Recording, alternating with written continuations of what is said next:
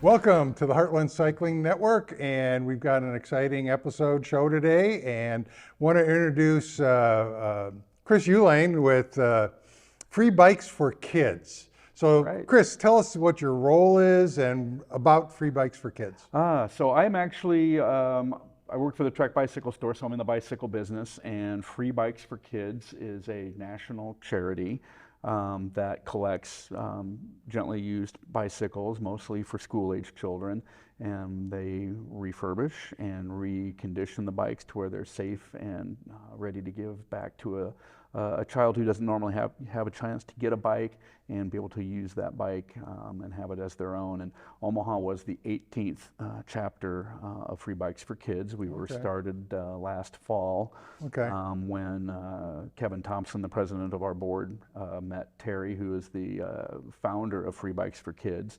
And we said, hey, this would be a great thing to have in Omaha. So I was approached with my knowledge of the bike industry and some of the connections we have through places like the Bellevue Bicycle Club to be on their board of directors and just help get the Omaha chapter up and running. And we had an awesome first collection season last year with a very condensed window, having just started in I believe we did our first get together in July, and our first donation was in at the end of September. Okay. So we're much more prepared this year, and we've got a really good plan, and we're hoping to grow each and every year to where we can get more and more bikes back into the hands of the kids that really need them. Somewhat familiar with the organization because I did volunteer for being a wrench and tuning up and fixing up some of the bikes.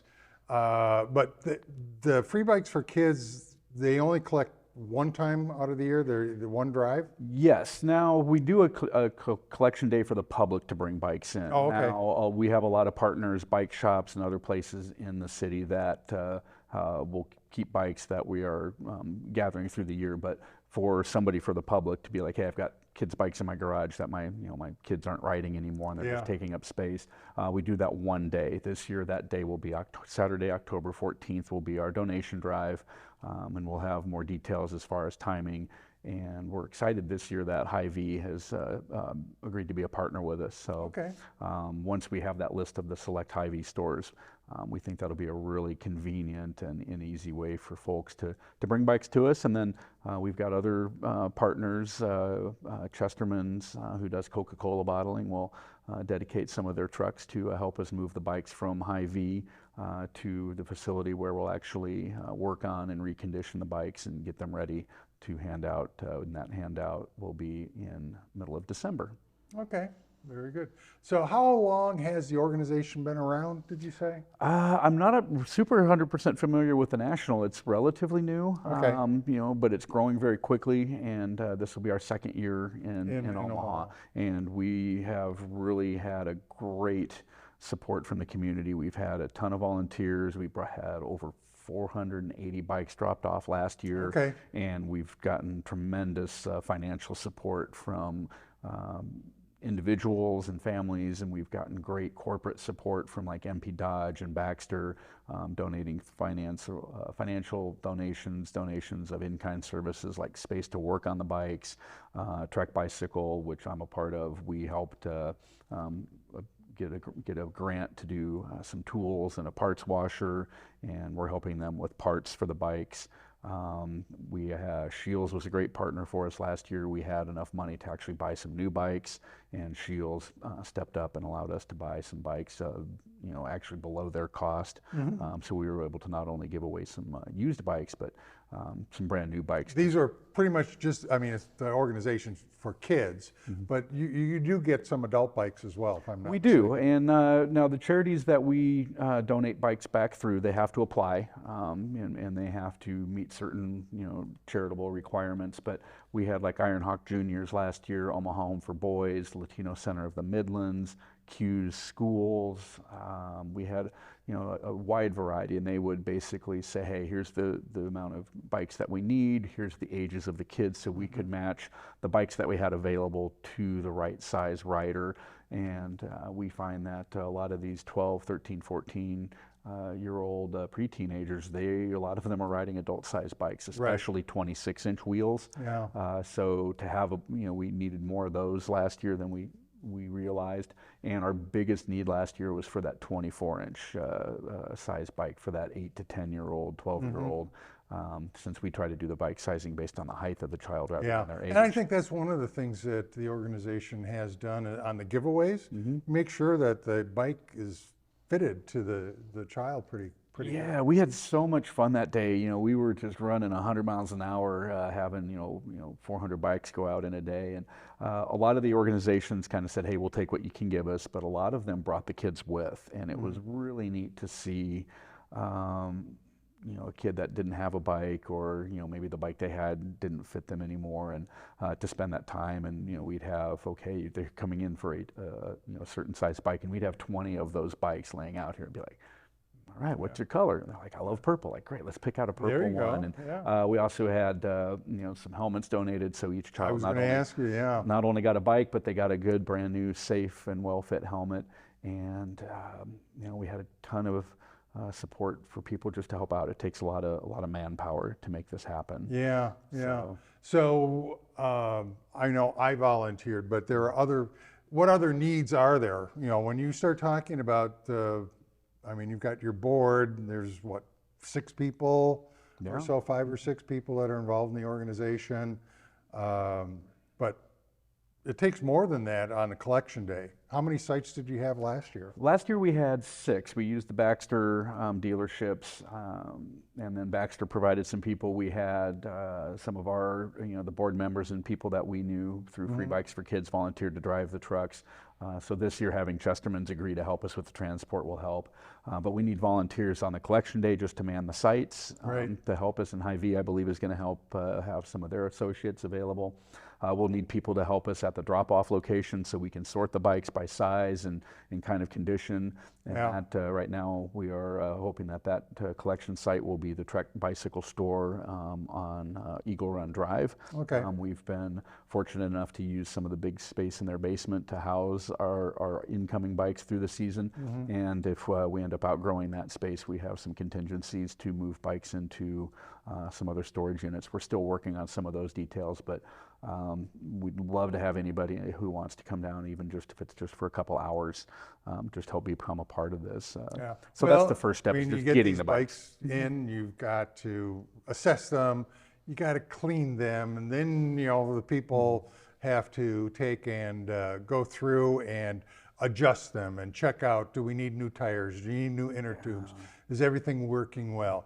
I think one of the things the organization does is to make sure that it keeps bikes that may have gone to a landfill out of the landfill, and works on trying to use the bike as best possible. Sometimes you have to part them out, but otherwise they get used. They do, and that's the true upside of Free Bikes for Kids, is we're taking bikes that would normally either just be sitting in somebody's garage when they could be actively ridden and enjoyed by another rider, keeping bikes out of the landfill instead of somebody just being like, you know what, I don't need this anymore, I'm just going to throw it away.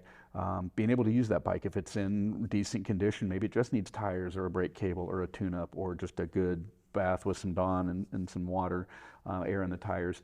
And you're right, there are some bikes that just we know are not going to be feasibly repaired to where they are safe, and we will use all the usable components off of that bike, whether it's a tire or a rim or a shifter or a grip or even a saddle, even the reflectors. We'll use as many of those parts to put them in to make a safe bike to ride. And then we'll usually take what we can to a aluminum recycler. So really trying to help the sustainability piece. And at the end of the day, it just allows us to get more bikes back into the hands of kids. So do you have any goals for this year, do you think? We would love to hit the 1,000 bike mark. That's kind of the benchmark that we would love to hit. It'd be a lot of work. We need a ton of bodies, but to be able to double what we did last year would be amazing. And somebody, if they're interested in either donating a bike, donating their time, or helping out in any kind of fashion, how would they contact you? fb4komaha.org. They can like us on Facebook. Certainly can get a hold of me through the Trek Bicycle Store, Omaha Midtown. I can connect with resources. But yeah, anyway, anytime we can get just a volunteer of ours, any kind of financial support, 10 or 20 bucks buys a pair of wheels or a pair of tires that could fix up a bike. And we want those bikes to be as safe and as comfortable to ride as possible, and to really be clean and sparkling, because it is a big deal for that young person to get that bike, because it's their own. It's a big responsibility for them. That is. So you touched upon a little bit about some of the organizations that have been part of the receiving side. How would somebody, I mean, what kind of organizations would qualify, or would? There needs to be we only donate through, vetted nonprofit organizations. Okay. So we don't really allow private people to be like, hey, I need a bike. Right. So we work with child focused charities. And there's an application process through the Free Bike for Kids website that you can say, hey, I want to receive a bike, and then you'll put in the information. And then we want to collect, okay, who are you? What is your mission? How are you going to use these bikes? How are your kids in your programs going to benefit from the bikes? We want to make sure that your paperwork is in play because of the tax implications. We want this to be done through 501c3 nonprofits. And then we just kind of go through and be like, okay, this organization needs 20 bikes, this organization needs 100, and we just kind of match what the ask is from that charity to what we can provide. And I know last year we had charities that wanted 50, 60 bikes. We're like, hey, we don't quite have that many available. We'd rather give a few bikes to as many as we can rather than give all the bikes just to one or two. We really want to impact as many different parts of the community as we can. So sometimes I was like, hey, we can't give you 20 bikes, but we can give you 10. And then, hey, come see us next year, and we'll start that over. So that all happens once we kind of have a better idea of what bikes we have, what size, what quantity. And for the individual that wants to donate a bike on that donation day, that's coming up in October, is there a tax benefit for them? There is. So because we're a 501c3 nonprofit, that financial donation and the donation of your bike is tax deductible. And just like anything you donate to a Goodwill or another charity, you can take the tax benefit on the fair market value of that bike. And that's something we can give you a rough idea of. Well, and I think that's a great benefit, because if you have, let's say, somebody, like you said, a family that's had the kids grow up, and you got bikes sitting around and collecting dust, if you want to call it that, inside their garages or basements or whatever, you want to get rid of it. This is a great way to do that. I mean, there are other organizations out there, but I think Free Bike for Kids is a great way to donate that bike and make sure that it actually ends up that same year in somebody's hands that a kid will actually enjoy riding at. Right, and that's one of the things we love. I wish we would do more, throughout the year, but by doing one big donation drive and consolidating our resources to turn those bikes around in a matter of 2 to 2.5 months so that we can send them right back out in the community. That's why we try to condense that and make that. Now, when is the donation day that you actually give the bikes to the We haven't determined that just yet. Last year it was the second Saturday and Sunday in December. We want to do this kind of time for the holidays. It's before the holidays. Before the holidays, so it's about a 2-month turnaround. We're looking at middle of October for the donation, middle of October or middle of December for the giveaway day. So like you said, we want to get these bikes out into the people that are going to ride them. We think Christmas is a great time to do that. And then volunteer-wise, whether you know how to work on a bike or not, sorting, cleaning, taking bikes apart. And then it's a great opportunity if you want to learn bike maintenance. I will tell you, I've been in the bike business. I ride a lot. I know how to read spreadsheets, but I'm not a great bike mechanic. And working on those bikes, it's like, all right, cool. I'm much better with shifters and brakes and derailleurs and truing up wheels. And I've installed a ton of grips, and it's really cool to see a bike come in and just with a little bit of effort. And it becomes really a very nice, clean, bike, and gets a second life. It does, new tires on it. And we've got some volunteers that have worked in bike shops that will be there to help and do final safety checks. So we do have certified mechanics. We've got some paid positions with the financial donations that we get. Some of that is used to actually create some paid positions. So folks that have bike mechanical experience that want a temporary job before the holidays, we we make that work, and we're super flexible on the scheduling. So a great mix of some experienced people and, you know, a chance to teach some inexperienced folks some new skills. Yeah. I know I took my personal experience of working on bikes, and, well, truth be known, I did work for Chris at the Trek store for a while as a service a lot of tech, bikes. and put together a lot of bikes and tuned up a lot of bikes. So it's one of those things where I felt, you know, hey, I can give back to the community.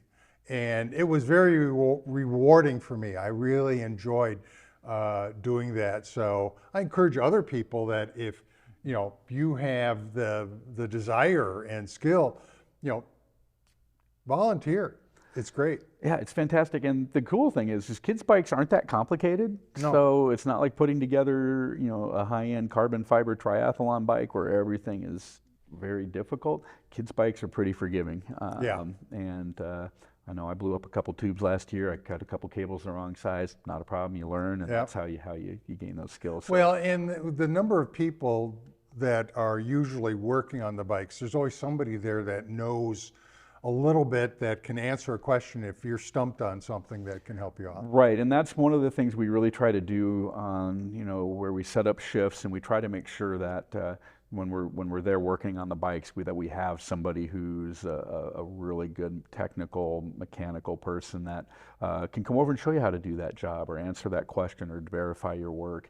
But even if it's just cleaning the bikes and sorting and, you know, helping us, you know, inventory parts, there's something for everybody who wants to come help out. Yeah, and I know some of the bikes that I worked on, they were like Strider bikes. Yeah. You know, they didn't have pedals, and they were Yeah. brand new. They were. Strider has been an amazing partner for us. What Strider has done, and we've actually got 5 pallets, I think it's over 200 Striders coming again this year. We're unloading those tomorrow. They've got some bikes that were overstocked and returned orders, or maybe some of the boxes got damaged in shipping, so they can't be sold at retail. They were kind enough to donate those to us, and we are working with Target, who has reached out and said, hey, we get a number of bikes returned at the stores for very simple reasons, like a flat tire, or it was the wrong size, or the kid, you know, maybe the recipient didn't like the color. So because it's been previously sold, they can't really resell it. We're really excited that we're going to get some awesome, really good condition bikes to help us meet our goals. And just so everybody knows, a Strider bike is basically a balance bike. It's really an intro bike for young kids to get to, let's say, propel themselves, ride, get used to balancing on a bike, and then they can transition to a regular bike that much easier. It is. The balance part is already there. It helps a young rider go from a small bike right through the training wheels and be ready to ride that larger size bike. And it's amazing, if you've ridden the trails at all, you've seen some of the kids on these little foot-powered bicycles, and they get the hang of it super quick, because these are typically kids as young as 18 months can try it on these. I see a lot of them that by the time they're 2-3 years old, they're ready for that first pedal Right, and bike, they usually skip the training wheels. They usually do. The hardest thing I've seen with the Strider bikes is that they're not used to pedaling and braking, so it's not the balance is the hardest part. It's starting and stopping, but kids usually pick that up super quick. Yeah. So it's a really neat thing, and it allows us to get bikes to kids that maybe are like, I'm not ready to ride a bike, but I'll push that pedal power, that foot-powered Strider around until I'm comfortable. So we're really able to meet the demand for those really, really young riders that are just getting into it, to that 12, 13, 14-year-old per kid who may use that bike to get to their first job or get to school. And that's where collecting some of the hybrid and mountain bikes for adults is really useful for us. Right, the adult size bikes. Yep. And then we did have a number of adult size bikes last year that were, you know, like road bikes, and maybe some cruiser style bikes that really didn't fit the need for our folks, but we helped find some other homes for those through various other charities like Bike Rescue, and then we've got some global partners. We've donated adult bikes to them. So we really, even if we don't have a good recipient for some of those bigger and more technical bikes, we absolutely try to partner with some of our other friends and contacts in the bike business world to make sure those bikes don't go unused. Yeah, well, that's great. So is there anything else that you might enlighten us about free bikes for kids that we haven't asked? I think we've kind of covered it all. It's just, we're still growing, and I think as we get bigger and bigger, it's just really excited. And I think one of my favorite parts of it is when you see that 9-10-year-old. I remember I don't remember her name, but I remember she was all dressed in purple at the giveaway day. Okay. And she had mentioned that I believe it was her birthday. Okay. And she was there with her brother, and her brother was a little bummed because his bike had been stolen, and this young lady had never had a bike. And so I remember I was working with the brother to get him on a bike, and he just did lap after lap after lap in the parking lot. And then I think you were there that day. I was there that day. And then Jim Maskey was actually working with the young lady in purple, and she was just over the moon to be able to go to this set of bikes that were there waiting for the kids and be like, I like that purple bike. And to see her get her helmet and get the bike fit and see how to test ride it and say, hey, this is your bike. It was just an amazing feeling, and that's what it's all about. They have a way to get to school. They have a way to hang out with their friends. They have a lifelong skill that they have learned that they may continue to ride, whether they to school, in high school and college. Maybe they're going to commute to work. Maybe they're going to ride that bike for fitness, or use it to do charity events like the Ride of Silence and some of those other things. That it's just such a rewarding thing to see the freedom and responsibility that a bike can bring to a young person. Well, I think one of the things that was, to me, was one of the biggest paybacks when I was there on the donation day was helping some kids get their helmet on right, getting the bike size for them, adjusting the seat properly for them, and then seeing them ride for the first time and the smiles that they had on their face. That was, to me, the payback. That's the payback. Yeah, and to do that and see that happen, 490 some times that day, it was just, how can you not enjoy that? And I'm super excited to be a part of that, and I'm really looking forward to this year's collection day. And I'm looking forward to having some grease under my fingernails from working on bikes, and and it's a great way to meet other people. I've met so many cool volunteers, people that I would not have met otherwise, and make some really good connections with folks in the community who just happen to share that love of bicycles and that willingness to help out some kids. Yeah.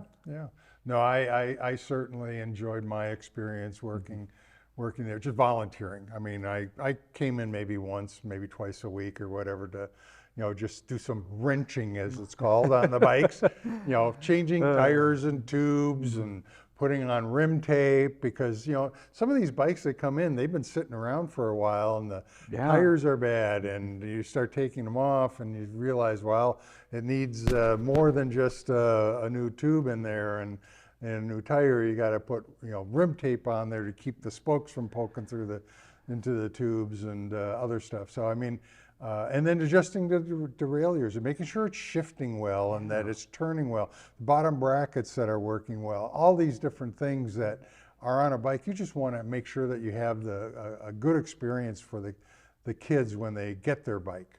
Yeah, and I don't know how many kids we had, even though the bikes were donated and repurposed in that sense.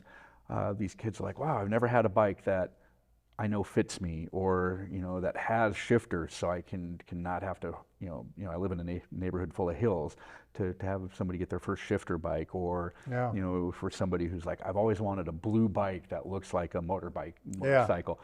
So really being able to, with the amount of bikes that we had, really have that child be able to pick out the one that really fits them the best. Just what a great win. And that's super. And a lot of those bikes, they just needed a little bit of love. They've been sitting for a while, That's or true. Somebody maybe didn't know, something happened on the bike and they didn't know where to go or how to fix it.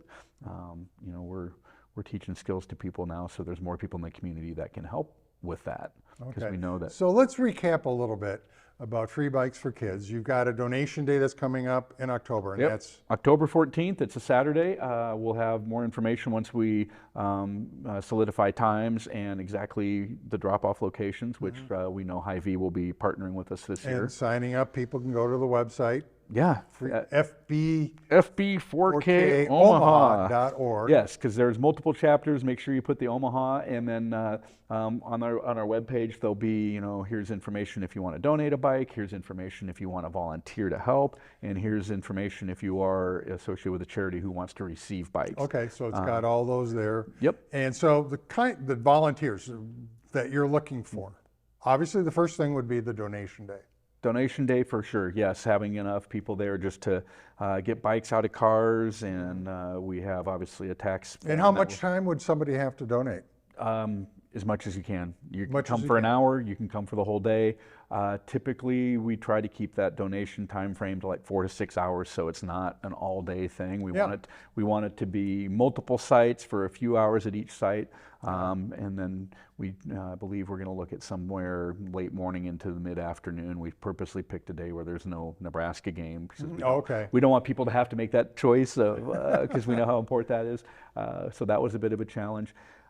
So that donation day, the collection day is a big one. And yeah, so I mean, you're going to need people to help move the bikes around. You have somebody moving them, but then at the the drop-off site, or I shouldn't say that, at the the Trick Store West, and that's right now going to be our primary spot. We do have a plan. If we end up just inundated with bikes that won't fit, we'll move some. Yeah. Again, these are the things we're working on. So I mean, that day there's going to be a lot of needs. So if there's if you can volunteer to help out, they'll find a place for you. We will absolutely find a place for you. Make it convenient, and we typically have snacks and beverages for you. And then beyond that. Shirt. Yeah, we'll do some shirts, which I forget how comfortable this one is. Haven't worn it in a minute. Yeah. And then, from that October to mid-December, just again, super flexible. If you have a couple hours. People to clean, people to clean, wrench, work on bikes, whatever. People to sort bikes, people to maybe, hey, I'm going to move bikes, around, 2 blocks away, or to a storage facility if we need to, but mostly it's cleaning and doing just light bicycle repairs. And again, we're going to have lots of people. We've got all the tools, we've got the workstations, we've got you don't have to bring anything, just yourself. We'll have all of those things for you.